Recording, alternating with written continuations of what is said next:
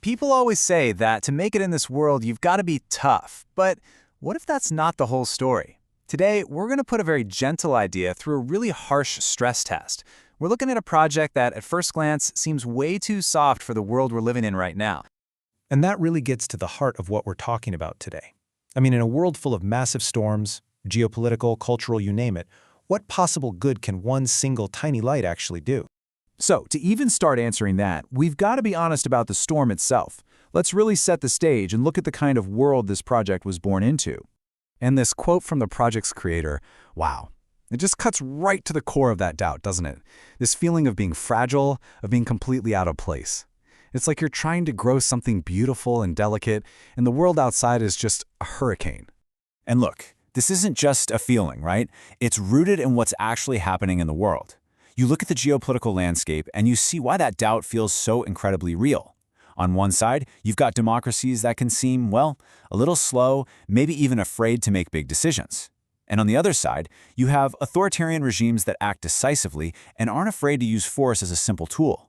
So in a world like that, you have to ask, where does a daisy even fit in? Okay, but this whole situation makes you wonder, doesn't it?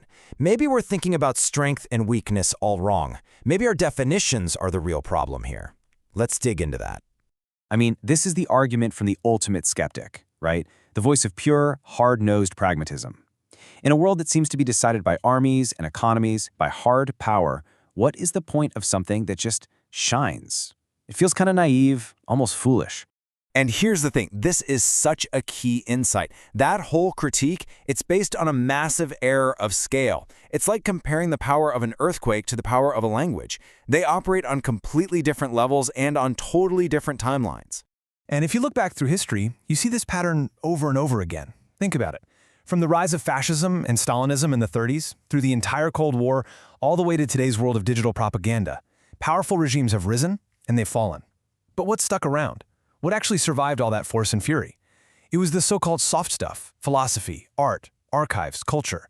These things operate on the scale of centuries, not just a few years or a single political cycle. So here's the big takeaway. The point of this project isn't to fight the storm head-on. It's about being a clear, steady signal inside the deafening noise of that storm. And that's where we get this amazing term for it. It's not just some gentle idea. It's what you'd call an infrastructure of orientation. Just think about things like maps, or libraries, or even language itself. They don't control reality, not at all, but they are absolutely essential tools for helping us navigate it, especially when everything feels chaotic and confusing. And this next line, man, it just says it all perfectly. The goal isn't to stop the waves from crashing. The goal is just to provide a fixed point, a reliable signal, so that other people can find their own way through the storm. It's all about orientation, not control. Okay, so if that's the goal, what does success even look like? This is where we have to get really honest and realistic. This project isn't trying to start some massive global movement. As you can see, the most likely outcome, about a 60% chance, is that it becomes a really important personal archive. A powerful tool for just one person to make sense of their life. And you know what? That alone would be a huge success. Then there's a smaller 25% chance it becomes a hub for a small, dedicated community. And only a tiny sliver of a chance it sparks something wider. The key thing here is that the very idea of success has been totally redefined. But, okay, infrastructure sounds kind of cold and abstract, right? So how do you make it feel real? How do you make it something you can hold on to? Well, this is where things get really fascinating. So think about it not as just a bunch of ideas or documents, but as a kind of operating system for finding meaning.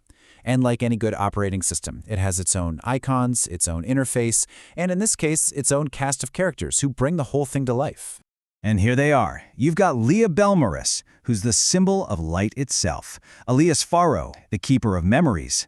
Jack Golightly, this traveler who comes from the sea. And then these wonderful characters designed for kids. Glimmer, a tiny little light, and Barmalux, a guide. I want to pause on Barmalux for a sec, because this is just brilliant. He's a Pallas's cat, which is the solitary, really observant animal, and he escaped what's called the world of boxes and a boring office job, so he could tell stories. See, he's not just a cute mascot. He is a symbol of breaking out of these rigid systems to find and share something meaningful.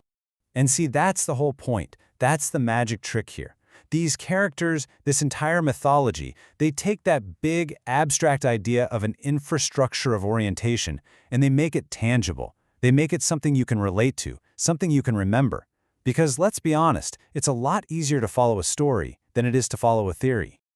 All right, so let's bring it all back home. Let's go back to that original stress test, but now we can ask a much, much better question. See, we started out asking the wrong thing entirely. We were worried about whether this project could change the world. But the right question, the real test, is this. Can it remain a signal when the world is noisy? It's a test of resilience, not of dominance.